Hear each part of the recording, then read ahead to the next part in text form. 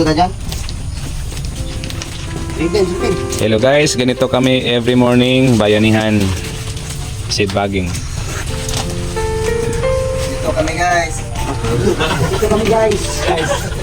Dito kami ngayon sa Maitom, Sarangani Province.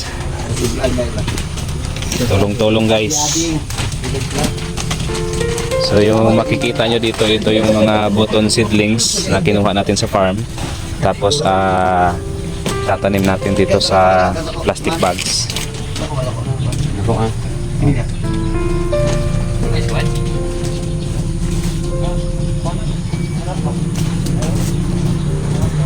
Say hi! Hi! Para makikita kayo sa buong Pilipinas. Ganito yung mga workers namin guys every morning. Mga matutulungin at mga masisipag.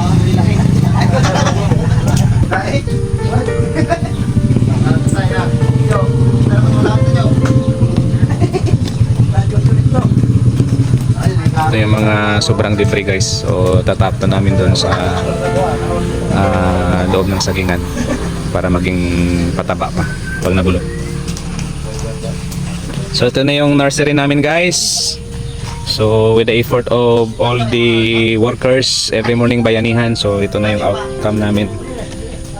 So mag-aantay na lang to ng mga at least 4 to 5 weeks. So ready to plant na ito after 4 to 5 weeks. So medyo may kalakihan din yung nursery namin, aabot ng almost mga 10,000 seedlings yung kaya niyang i-accommodate. Hanggang dito na lang guys. Huwag kalimutang mag-like, mag-subscribe, and click the notification bell para updated po tayo sa mga susunod na mga videos na i-upload natin. Maraming salamat po.